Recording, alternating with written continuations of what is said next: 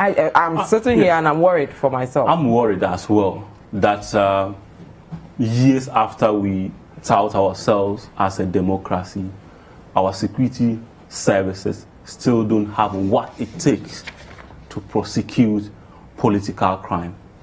It's a minus. It's a big minus on the part of the police and other security agencies.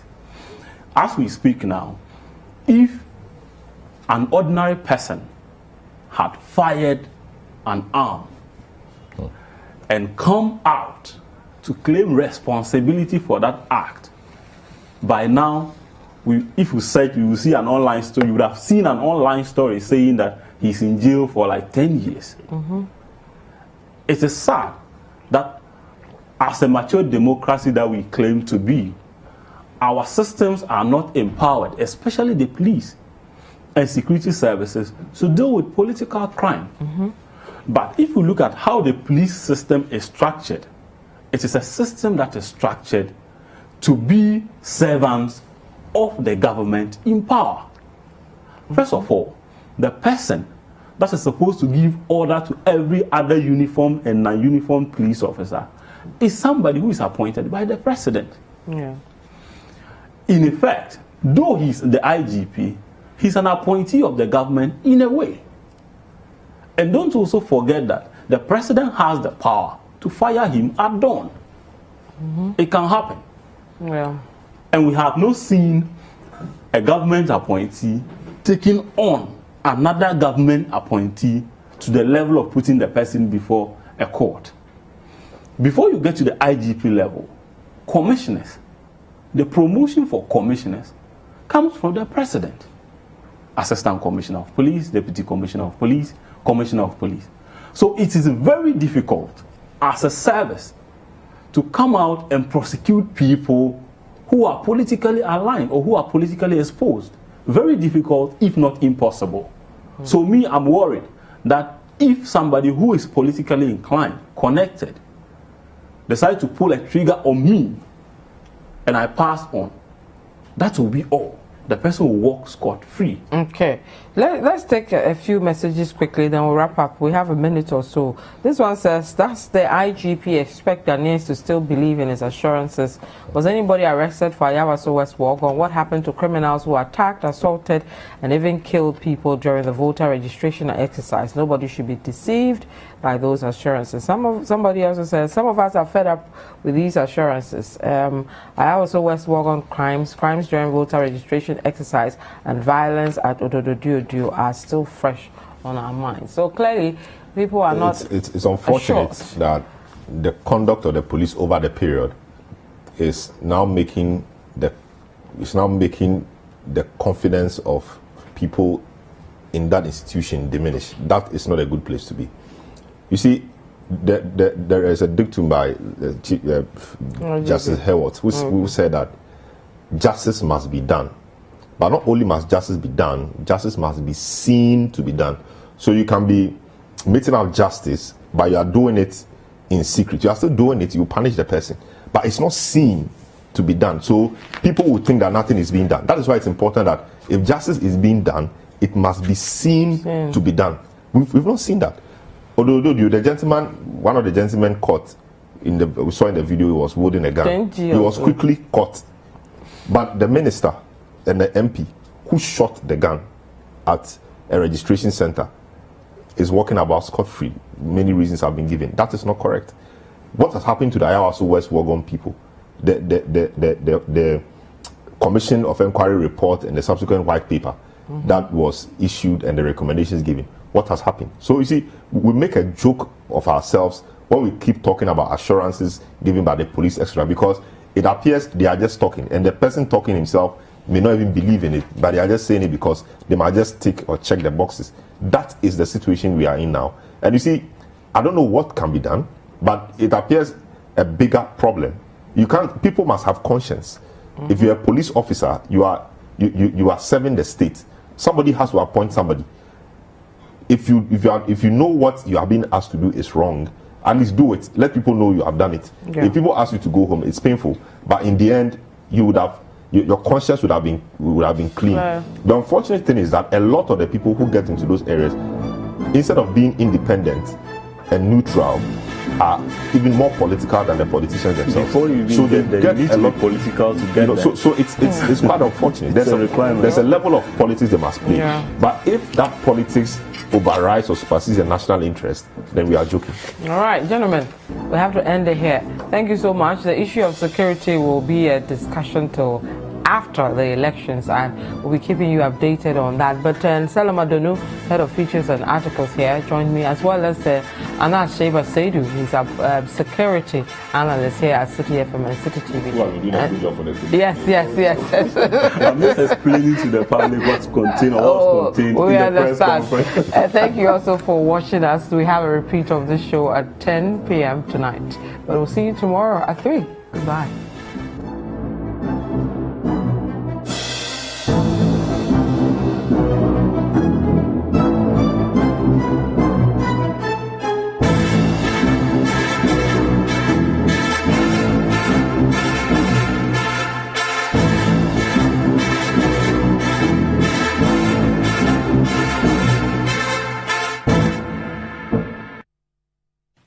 Voter's Diary is sponsored by Samsung.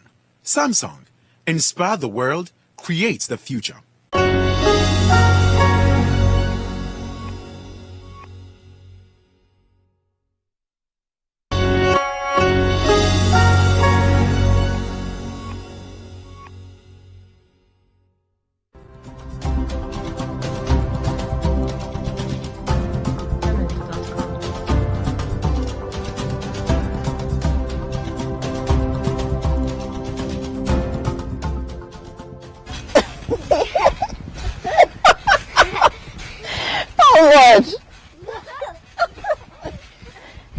You had a question for me. Yes. Why are you doing this interview? Because your mom is cool. Okay, down now. Okay. Wait, I have to talk to them. See? Hi guys. Okay. So, welcome to Diplomatic License on Citi TV. My name is Apioko. Let me catch my breath. So I'm coming to see Her Excellency Diana Concha, Ambassador of the European Union to Ghana, for part 2 of our conversation. Remember last week we went to the beach, we did a cleanup, we had a great conversation at her residence. And then when I got here, remember Olivia, my co-host? She dragged me onto the trampoline. There she is. So we jumped a bit, I've had my workout.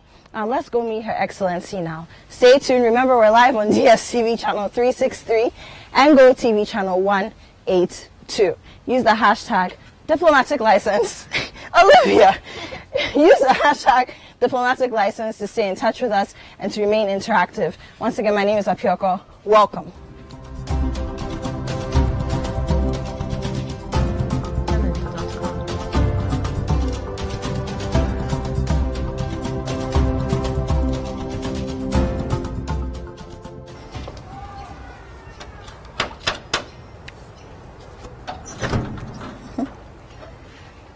Hello, Your Excellency. Welcome. Thank you. Good to see you. Thank you for having me a second time. A pleasure. Good, and for welcoming us into your home. So the last time I was here, and we spoke a lot about your art and your passion for art and how you're supporting Ghanaian artists, but we didn't really get to explore it. So I think maybe we can show them a bit of your art collection and then maybe take a look at your beautiful garden. It's wonderful. Absolutely. Thank you. I wouldn't call it an art collection. And by the way, most of it is not mine because it's either on loan or it's actually it's going to stay here when I leave. Okay. But yeah, I liked that before coming to Ghana, but a bit like it happened with the environment, it became a passion when I came to Ghana because there are so many great artists. So we would like to take advantage of our stay here to support them, to show some of them, and also to simply meet some of them and make a little bit of publicity. That's very noble of you, and thank you, because art is something that is not really celebrated. I'm sure you've discovered in Ghana there aren't that many people or big bodies that are supporting us. So for someone like you, your capacity as the ambassador of the European Union, as a representative of the EU to support Ghanaian artists, we're very grateful to you for doing that. Okay, so I'm going to show you a few of the things, and again, some of them are mine and some others are owned by the European Union. Starting with this, the four either statuettes. This is actually recycled material. This is not a Ghanaian artist, it's Nigerian. It's called Joseph Kola, and he works with the Artists Alliance. And his works can be found in several places in Ghana, like hotels or restaurants. The Coco Lounge, I think, there are two of them. Okay. So it looks like a band. Somebody's playing the drum, the guitar. Is it the saxophone? Yeah. Yeah, and the other one looks like some very long flute or something, I don't know. Yeah, this is a band, actually this was chosen by my husband who likes music very much, so he wanted the musician going up the stairs. And this will be, when we go back to Brussels, we will continue to go up the stairs but in a different pace. Okay, okay. The piece I am most proud of is the one that I was sitting in front when you came last week. Yes.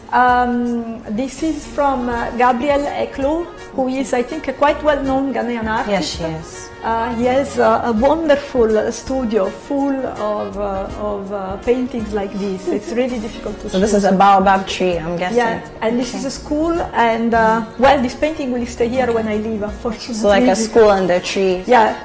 Yeah, it's a school under a tree, and he has this collection of baobabs, which is simply fantastic. And also another style that he has is this women or figures, very, very thin, with these long flowing dresses. It's really beautiful. It's beautiful. It's beautiful.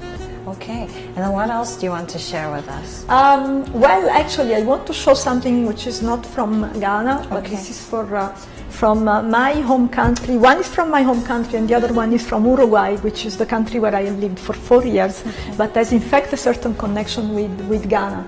So this piece, this is a piece of ceramic. This is a lot of sort of a tile, and this is the princess and the frog. Yeah, and this was a wedding present from a friend of mine who is actually the artist who has painted this. And I'm showing it because ceramic with this color that remind the sea and the sun is typical from my region. Actually, these are made in a small town called Vietri, which is close to my hometown, and it's a very, very strong part of the tradition. You find them everywhere in the region.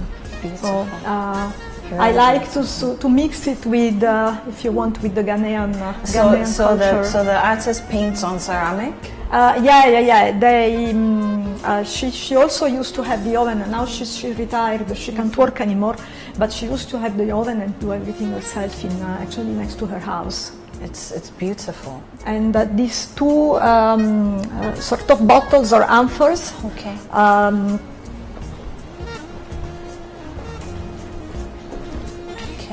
They're also from her. And you see it's the same color. Yes. So she likes to work with blues and greens. Yeah, this was actually a series that she made. That one belongs to a series on fairy tales, and this one were also from the same series, so with the same color. So I see a mermaid. Yeah, exactly. Yeah. This was indeed represented the mermaid, and this one, frankly, I don't remember what it was. Beautiful. Okay. And then I wanted to show you another one. Okay. So this is a painting from Uruguay. Where should I start? Okay. This is a painting from Uruguay. Okay. Uruguay is a very tiny South American country. Actually, it's not so small. It has more or less the same surface as Ghana, but it is almost empty of people. It's only 3.5 million people living there, so it's basically empty. That's small. It's a small country, but it's very interesting. Its population is, I think, 98% white, because they are all descendants from Spaniards and Italians. But it has a small a minority of African origins. It's former slaves that were coming from Brazil, because Uruguay shares a border with Brazil. That's right. and they have a huge influence in the culture of the country. So this is a scene from a music style. It's from a carnival, actually. Okay. This is the Carnival of Montevideo, where they play a music which is called candombe, and candombe is played on these tall drums that you see here, and it's totally African. And you see the people are black. And they're even dressed like people from maybe the northern parts. They're holding their drums like some Ghanaian drummers would do. Exactly. It is really impressive That is because they are a remarkable. tiny part of the population, but they have a huge influence in the culture. That is remarkable. And they are very much respected in Ghana. Actually, you know, it's very funny. When in Spanish in Ghana you call someone negro or negra, it's a compliment, it's an affection. Whether you're black or not, by the way, they call you negra. And it's really a form of affection. So it is the contrary of what the term would imply in these terms, you know, in these more moments. other Western countries. Yeah. So actually, it is funny because I also show you now something else in the other room, and you see it looks African, but it's again from Uruguay. Okay. So, Tokyo.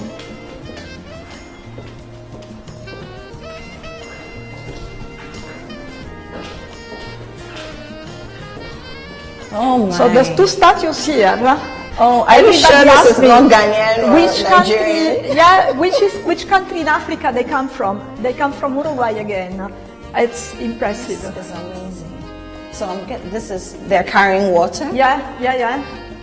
And this is a fisherman. The other one is a fisherman. He could be a fisherman from, from Jamestown. Yeah, from Jamestown. Yeah. Right?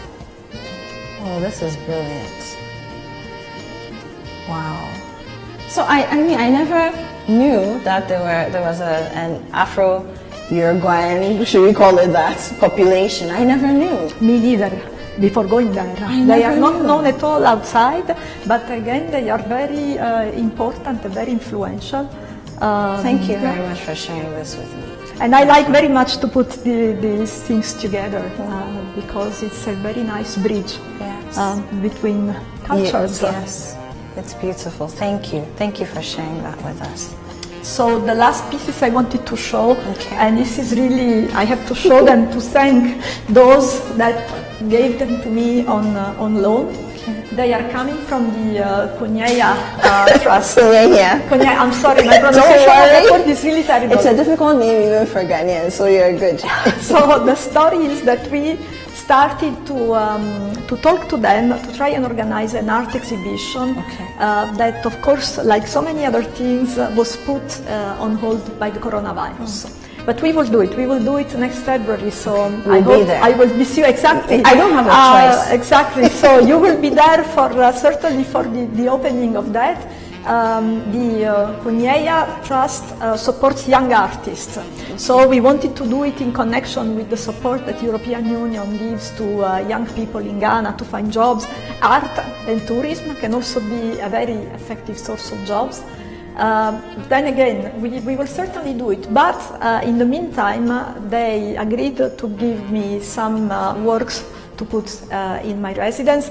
This room where we're in is a sort of the official meeting room / dining room. It can be used for both. This big table is for the social distancing, as you can see, or to have big meetings. I can see the kente runner. In the middle. Kenta is wonderful. Yes. So they agreed to give me these works, but then almost no one saw them because basically the week after that they came and they hung the paintings, we had the lockdown and very, very few people have seen them. So every time I can, like if somebody interviews me or I record a video or something, I try to put myself here because I'm very grateful to them for having given me these beautiful paintings, but very few people have seen They're them. beautiful. So I see, so this is Asare Kwadwo Boateng, acrylic paint on canvas. It's lovely. Okay. The three are from the same artist. Yes, same artist. Yeah, and they all they are also beautiful because they represent Ghanaian people at work. Yes. But all of them has this. They are holding a blue rose. Yes. Between their teeth. What does that mean? I don't remember. I have to be honest. The lady at the gallery explained this to me, but I don't remember. So let's say that everybody can imagine and see whatever they want. They're beautiful. And they're women. Yeah. Well, the other one is a guy. Okay, so there's a guy there. Okay, so he looks like a cobbler, I think. Yeah, I think so. So it's ordinary workers, but they have, I think, a very, very big dignity, and they are very colorful and they look good, which is. I think there can be marvelous art, but it's very strong and can be upsetting. In the same gallery, they had a small exhibition on slavery. So they had some very, very strong stuff where you could see, it was beautiful. They were big paintings, they look abstract, but then when you looked better, you could see blood, and you could see, I don't know, a cut member or something like that. So I didn't want them in my house. They were too much, and they could be disturbing for people, since this is a place, it's a public place somehow. But they were very beautiful. Thank you, Your Excellency, for sharing the art that lives with you, with us, and they're very beautiful pieces. And again, thank you for supporting art the way you do. It's not everybody who does or who even understands the importance of doing so. So thank you very much. Thank you. Thank you. Okay. So are there any other pieces you want us to see, or you want us to go into the garden? We're going to the garden. Garden? Okay, brilliant.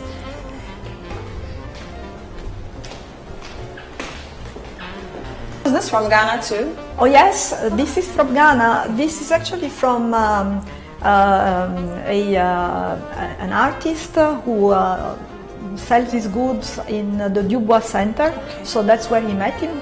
His name is Ninoy, and he normally does small tables, mirror frames, coasters, and we liked his work very much. But normally he takes patches of different colors of fabrics. It's a sort of patchwork. What we wanted was something a little bit more sort of elegant, because this is also to show. So we bought fabric at Wood Inn, and he did this for us. This is beautiful. It's really nice. He plastifies the fabric. Beautiful. So I'll take his. Do you have his number? Yes, I'll get his number from you later on so that I can support the business and maybe do an interview with him as well. Some of the other artists that you mentioned too, so that the visibility you wanted to give them, I may give to you, Your Excellency. Oh, so thank you. We can also showcase them to the world as your heart desires. Thank you. So we're going to the garden now? Absolutely. Okay, so ladies and gentlemen, we'll be right back. This is still Diplomatic License on Citi TV, and when we return, we take a walk through Her Excellency's garden. We'll be right back.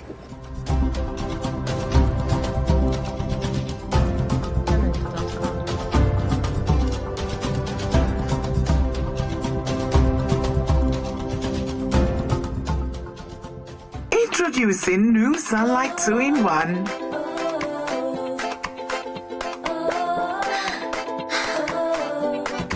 It gives you burst